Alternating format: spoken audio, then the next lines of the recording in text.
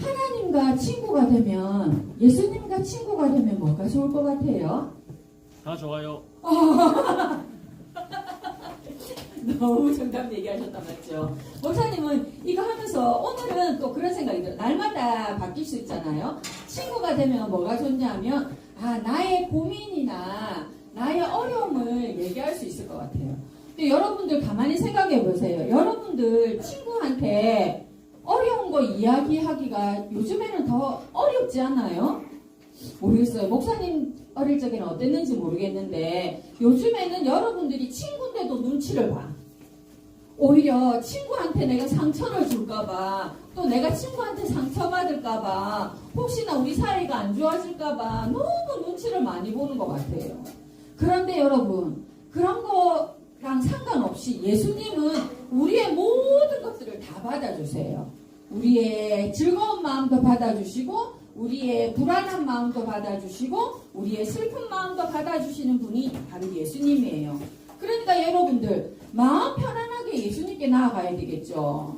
친구한테 갈 때는 약간 고민하면서 친구 오늘 기분이 어떻는가 눈치도 보고 그러면서 나아가지만, 여러분 예수님은 달라요. 예수님은 여러분들이 언제든지 편안하게 나아갈 수 있어요. 오히려 예수님이 그런 우리를 받아주려고 하시거든요. 그래서 여러분들 친구이신 예수님, 우리의 마음을 위로해 주시는 예수님, 또 우리의 마음을 더 풍성하게 해주시는 예수님을 꼭 믿고 그 예수님으로부터 위로와 기쁨을 얻었으면 좋겠습니다. 아멘. 우리 이제 자리에 일어나서 온 땅이여 주님을 함께 찬양합시다.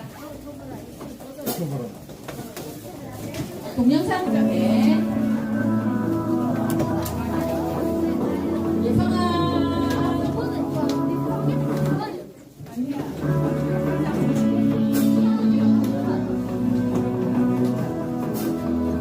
온 땅이여 주님을 찬양하여라. 그의 이름 영광을 찬양하여라. 온 땅이여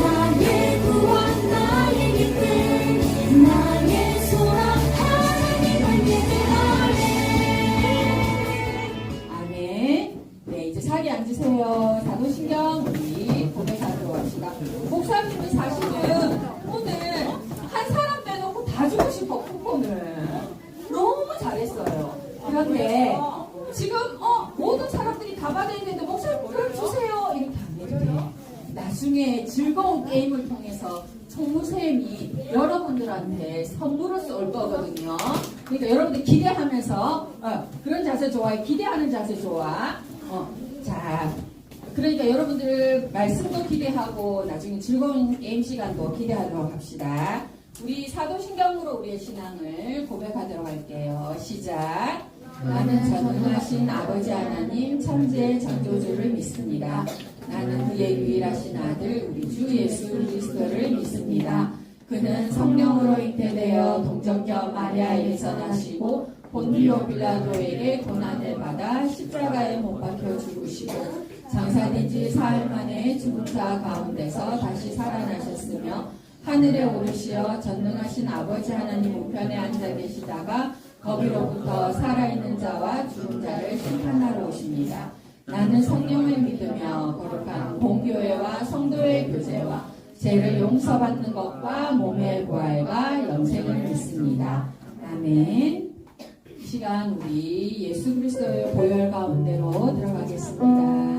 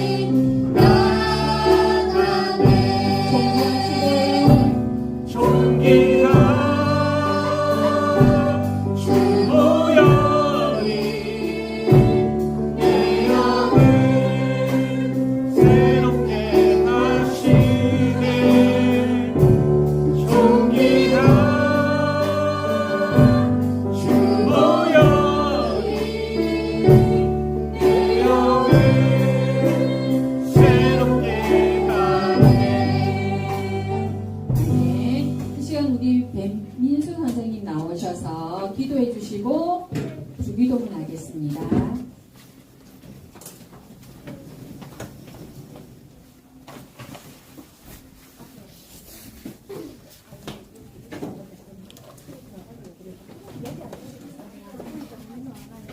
기도드리겠습니다.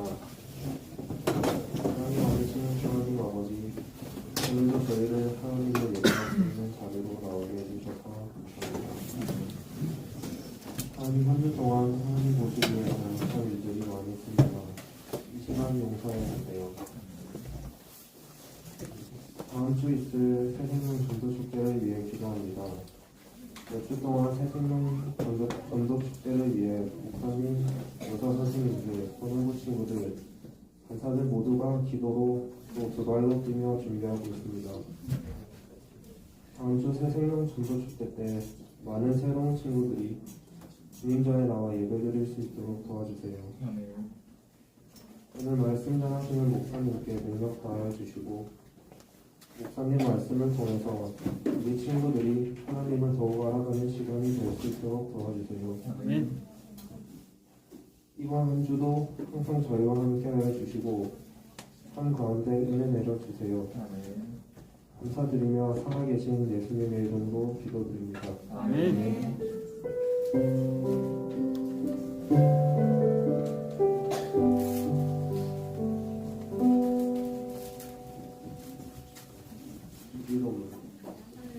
하늘에 계신 우리 아버지의 이름을 거룩하게 하시며 아버지의 나라가 오시며 아버지의 뜻이 하늘에서와 같이 땅에서도 이루어지게 하소서.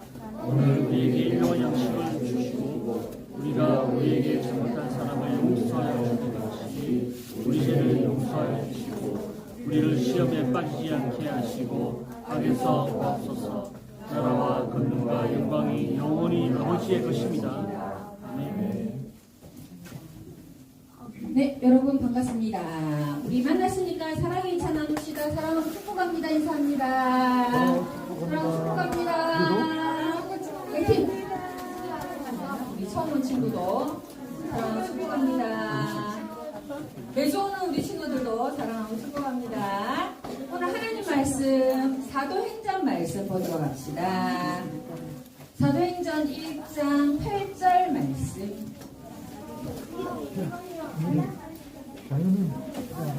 요령 생겼는데. 사도행전 1장 8절 말씀. 그래도 성경책을 펴면 나중에 이것도 성경 찾는 것도 훈련이니까. 목사님이 가지고 있는 성경 187페이지네요. 신약 성경.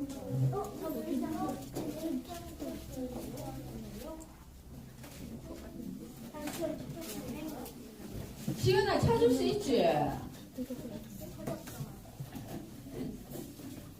자, 우리 다 같이 한번 읽어보도록 합시다. 자, 시작. 오직 성령이 너희에게 임하시면 너희가 권능을 받고 예루살렘과 온 유대와 사마리아와 땅끝까지 이르러 내 증인이 되리라 하시리라. 아멘. 우리 지난주에 베드로에 대한 이야기 들었던 거 기억나요? 부활하신 예수님께서 베드로를 만났던 이야기를 우린 들었는데요. 여러분, 예수님은 베드로가 다시 살아난 걸 모르고 자기 고향으로 돌아갔어요. 자기 고향으로 돌아가서 뭘 했을까? 그동안 3년 동안 예수님과 같이 있으면서 예수님의 제자로서 훈련을 많이 받았으면 그 고향 땅에 돌아가서도 예수님의 제자로 살아야 되는데 예수님의 제자로 살지 않고 나는 이제 예수님이 돌아가셨으니까 그리고 로마 군인들이 나를 지금 찾고 있으니까 나는 그냥 죽어 지내야 되겠다 하면서 자기가 이전에 했던 그 어부의 삶을 살려고 했어요. 그런데 물고기를 제대로 잡았다 못 잡았다? 못 잡았다. 왜? 그게 이제 자기의 일이 아니었기 때문에. 그런데 그때 누가 나타나셨어요? 살아계신 예수님이 베드로에게 찾아오신 거예요. 그리고는 뭐라 하시냐면 베드로야 네가 그 사랑이 좀 부족해도 네가 좀 그 사랑이 좀 약해도 괜찮으니까 나를 그래도 사랑하는 마음이 있다면 그 사랑으로 네가 내 양을 치라 내 양을 먹이라 하면서 사명을 주셨어요. 이전에 베드로는요 굉장히 자신만만한 사람이었어. 왜? 예수님의 수제자 중에서도 수제자였고 그리고 예수님도 베드로를 잘 챙겨주셨어요. 그래서 예수님께서 따로 다른 제자들과 이렇게 기도하러 갈 때도 특별히 베드로를 따로 불러서 기도하러 가기도 하시고 그 자리에서 베드로가 환상을 보게 됐어요. 그러니까 베드로가 엄청 자신만만했죠. 그리고 자기는 어떻게 생각했냐면 이 세상에서 자기만큼 예수님을 사랑하는 사람이 없다. 내가 이 세상에서 예수님을 제일 사랑한다. 그렇게 생각했던 사람이 바로 베드로예요. 그런데 어떻게 됐죠? 막상 로마 군인들이 예수님을 잡으러 오고 예수님이 재판을 받고 고난을 받으니까 베드로가 거기에서 예수님을 부인했어요. 어떤 종이 이 얘기를 했거든요. 당신 예수님 옆에 있던 수제자잖아. 내 많이 봤는데 이랬더니 이 사람 뭐 했다고? 절대 아니라면서 우리나라 말로 하면 내 손에 장을 찢어라 이렇게 표현하면서 나는 예수님의 제자가 아니다 모른다 이것뿐만 아니라 심지어 예수님을 저주했다라는 그런 표현까지 나와요. 이제 베드로는 안 거야. 그전에는 내가 정말 예수님의 제자구나. 그러니까 내가 환상도 보고 귀신도 내쫓는 그런 기적을 일으키지라고 생각을 했는데 예수님께서 잡히는 그 광경을 보면서 예수님을 오히려 저주하는 자기를 보면서 내가 이렇게 약하고 내가 이렇게 악하고 내가 이렇게 어리석은 사람이구나. 이렇게 자기의 약함을 알게 된 거예요. 그런데 여러분 이상하지 않아요? 베드로가 지금 아무것도 할 수 없을 때 자기가 약하다는 걸 알고 있을 때 예수님이 베드로에게 사명을 주셨어.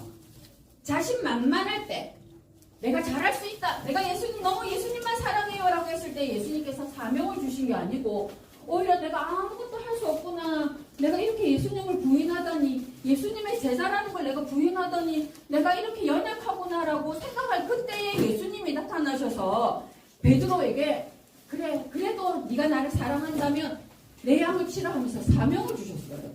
오히려 아무것도 못한다고 생각할 때 예수님께서 사명을 주신 거예요.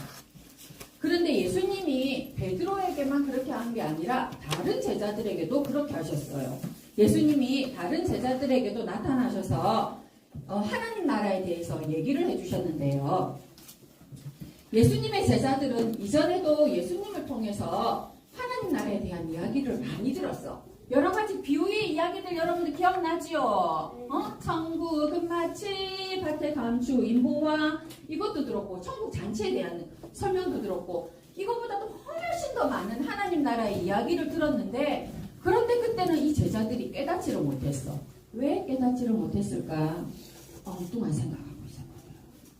목사님이 지금 열심히 설명하고 있는데 목사님한테 집중하고 하나님한테 집중하는 사람들은 이 설명을 잘 이해를 한단 말이야. 그리고 내가 정말 하나님을 잘 믿어야 되겠다 생각을 해. 근데 속으로 딴 생각을 하는 사람들은 저 앞에서 누가 뭐를 하든지 간에 나중에 고재성 집사님이 선물을 준다는데 내가 잘해야 될 건데 이런 엉뚱한 생각을 하면 하나님 말씀이 제대로 들릴까 안 들릴까? 제대로 안 들리겠지. 이 제자들이 그런 거예요. 왜? 예수님이 막 기적을 일으키니까 사람들이 예수님을 많이 따라다녔거든. 예수님 저도 치료해 주세요. 예수님 저에게도 기적을 베풀어 주세요. 이렇게 예수님을 쫓아다니면 그 콩고물이 자기들한테 떨어지는 생각이었어. 이렇게 기적을 많이 일으키는 예수님, 인기 많은 예수님 내가 따라다니면서 내가 예수님의 제자라고 좀 뽐내면서 내가 권력을 좀 얻어야 되겠다. 그러면 이제 이 예수님을 따라다니는 많은 사람들이 예수님의 제자한테도 왠지 좀 잘 보이려고 예수님의 제자라면서요. 저 좀 예수님한테 바로 직속으로 좀 연락 좀 해주세요. 그래 제가 예수님 직접 만나게 해주세요 하는 그런 거를 좀 누리려고 이 제자들이 생각한 거예요. 내가 그래도 제자들 중에서는 내가 1등 제자가 돼야지. 내가 제자들 중에서는 내가 특급 제자가 되어야지. 심지어는 그 부모님들조차도 예수님 우리 아들 예수님의 제자 아닙니까? 그래서 우리 첫째 아들 예수님 오른편에 앉혀주시고 내 둘째 아들 예수님의 제자인데 좀 잘 봐주셔갖고 왼쪽에 좀 앉게 해주세요. 자리 한 자리 주세요. 이렇게 자리에 대한 욕심을 많이 가지다 보니까 딴 생각하다 보니까 예수님의 말씀이 들렸다 안 들렸다? 안 들렸다 안 들렸다. 그리고 오해도 많이 하는 거예요. 그런데 다시 살아나신 예수님을 보고 나니까 죄와 사망과 어둠의 권세를 이기신 그 예수님을 다시 만나고 나니까 이 제자들이 이제는 정신을 차린 거야. 자 이제 정신을 차렸어. 예수님의 말씀이 제대로 들릴까요 안 들릴까요? 집사님 들릴까요 안 들릴까요? 들리겠죠. 예수님의 말씀이 이제 제대로 들리는 거야. 마음의 문이 열리면서 제대로 들리는 거야. 그러니까 예수님이 신나서 이제 얘기를 하시는 거예요. 하나님의 나라에 대해서 다시 얘기해 주시는 거야. 성경에 대해서 다시 가르쳐 주는 거야. 그러니까 제자들의 마음이 달라진 거예요. 이렇게 마음이 달라진 제자에게 예수님께서 사명을 주셨어요. 뭘 주셨다고? 사명을 주셨다고. 그러면서 어떤 사명을 주셨냐면 얘들아 내가 고난을 받은 것 그리고 죽었지만 3일 만에 다시 살아난 것 그것을 너희들이 세상 가운데 전해라. 왜? 예수님이 고난을 받았지만 다시 3일 만에 부활하신 이유를 왜 전할까? 예수님이 그냥 기적의 사람이라는 게 아니라 우리도 예수님처럼 다시 부활의 생명을 얻을 수 있다는 걸 알리기 위해서 그리고 너희들이 회개하면 새 생명을 얻을 수 있다. 이거에 대해서 너희들이 알려라. 그리고는 하시면서 하시는 말씀이 너희가 이들의 이러한 사명을 받기 위해서는 성령을 받아야 된다. 이 말씀도 하신 거예요. 그리고는 40일 동안 이 말씀을 다시 가르치시면서 하늘로 돌아가시면서 하신 마지막 명령이 바로 이 말씀이에요. 우리 사도행전 1장 8절 말씀을 같이 다시 읽어보도록 합시다. 시작. 오직 성령이 너희에게 임하시면 너희가 권능을 받고 예루살렘과 온 유대와 사마리아와 땅 끝까지 이르러 내 주인이 되리라 하시니라. 아멘. 다음 화면 넘겨주세요. 이 사람들은 이제 알게 된 거야. 하나님의 일은 사람의 힘으로 하는 게 아니구나. 하나님의 사명은 사람이 하는 게 아니라 하나님의 영, 성령님이 하시는 거구나. 아, 그러면 우리가 담대히 예수님을 전하기 위해서는, 예수님의 그 복음을 전하기 위해서는 뭐가 필요하다? 하나님의 영, 성령님이 필요하다는 것을 알게 된 거예요. 자, 이것을 알게 된 제자들이 이제 마가라는 사람의 다락방에 모인 거예요. 우리처럼 조그마한 다락방이 아니고, 그 당시에는 이제 그걸 다락방이라 표현해서 그런데 사실은 옥상 밑에 큰, 그래서 몇 명이 모였냐면 여기에 숫자가 120명인 거면 남자만 120명이라는 뜻이니까 여자까지 포함하면 훨씬 더 많은 숫자가 모였겠죠. 120명의 사람들이 화면 넘겨주세요. 그 마가의 다락방에 모인 거예요. 그런데 이렇게 많은 사람들이 왜 마가의 다락방에 모였을까? 생일 축하 파티하려고 빰빰빰빰빰빰빰빰빰 놀려고, 신나게 놀려고, 아니면 특별하게 뭐 공부를 열심히 가요 공부를 하려고. 그게 아니라 지금 이 사람들은 뭘 하고 있죠? 기도하고 있는 기도. 예수님의 그 죽으심, 예수님의 부활하심을 제대로 잘 전하려면 성령님이 필요하시다고 하니까 우리가 성령을 받아야 되겠다. 하나님의 일을 제대로 하려면, 그전에는 자기네들이 하나님의 일을 제대로 할 거라 생각을 했는데 아니라는 걸 깨달았기 때문에 하나님, 우리의 힘으로 할 수 없습니다. 사람의 힘으로 할 수 없습니다. 성령님 오셔서 성령님으로 하여금 이 일을 하게 하옵소서 하고 성령님을 기다리는 그런 기도를 한 거예요. 이렇게 120명의 사람들이 마가의 다락방에 모여가지고 하나님의 영이신 성령님이 오시도록, 우리가 성령님의 지배를 받도록 그렇게 기도를 하고 있는 그런 시간들이 있었어요. 자, 이렇게 마음을 다해서 이 사람들이 기도하고 있는데 하루 지나고 이틀 지나고 3일 지났어. 그런데도 성령님에 대한 그게 없어. 어떻게 했을 것 같아? 주문아, 어떻게 했을 것 같아? 더 열심히 기도한 거야. 그래도 분명히 예수님께서 우리에게 사명 주셨고 성령님이 오신다고 했으니 우리가 성령님을 기다리자 하면서 열심히 기도하고 있는데 한 열흘쯤 지났어. 며칠 지났다고? 열흘 지났을 때 이 날이 어떤 날이냐면 바로 오순절이에요. 오순절. 오순절이 어떤 날이냐 하면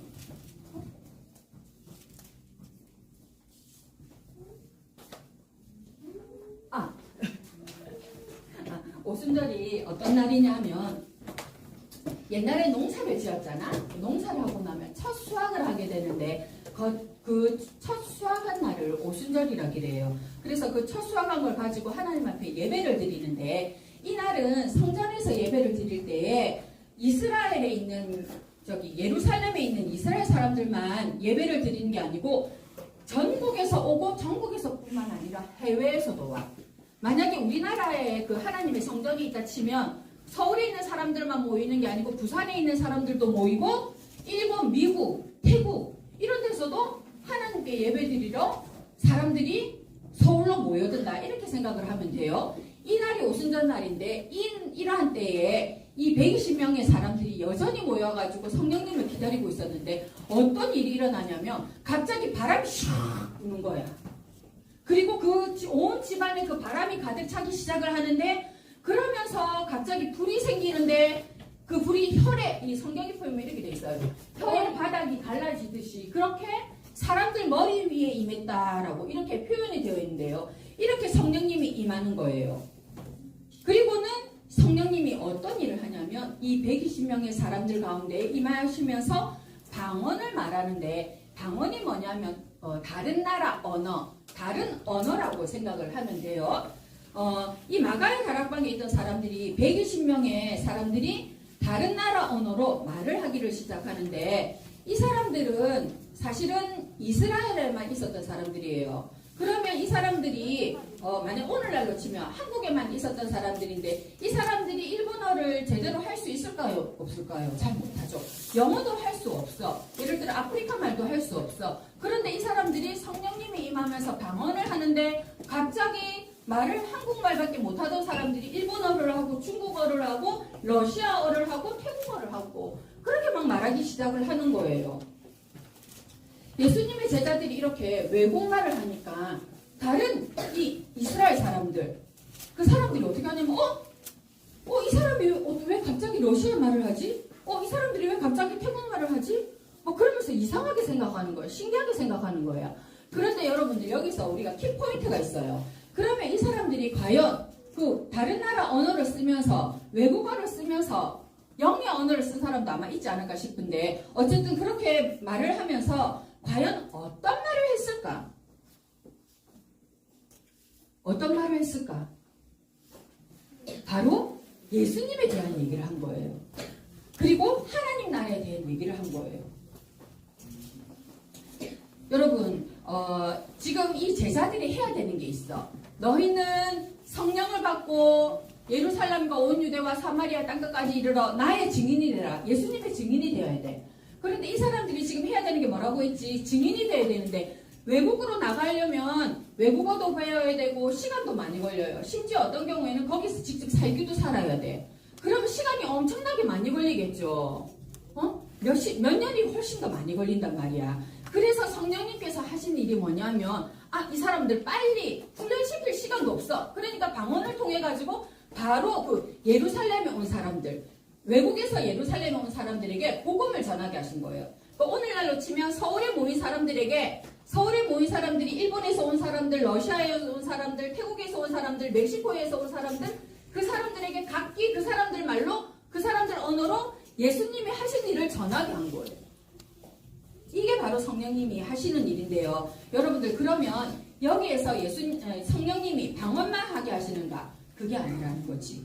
지금은 복음 전하는 게 필요하기 때문에 예수님이 어떤 분인지 알려주는 게 필요하기 때문에 이 방언으로 성령님께서 임하시지만 어떤 사람은 긴급하게 치유가 필요한 사람이 있어. 치료가 필요한 사람에게는 성령님께서 치료의 영으로 임하시는 경우도 있어요. 어떤 사람은 정신병으로 마음이 힘든 사람들이 있어. 어떤 사람은 그 속에 귀신의 역사함이 있어. 그러면 그럴 때 성령님께서 어떻게 하신다? 그때는 귀신을 쫓아내는 그런 일을 성령님께서 하세요. 자, 다음 화면 넘겨주세요. 자, 이렇게 성령의 불이 임하는 것을 봅니다. 다음 화면 넘겨주세요. 여러분, 오순절날 제자들에게 오신 성령님이 우리들에게도 온다는 것을 여러분들이 기억해야 돼요. 다음 화면 넘겨주세요. 왜 성령님께서 우리들에게 오시는가? 복음을 잘 전하려고 하는 사람들, 사명을 받은 사람들, 예수님의 증인으로서 제대로 살려고 하는 사람들, 하나님 나라를 위해서 일하고자 하는 사람들에게는 성령님께서 오시는 거예요. 내가 치유하는 은사가 있는데 내가 막 방언할 줄 아는데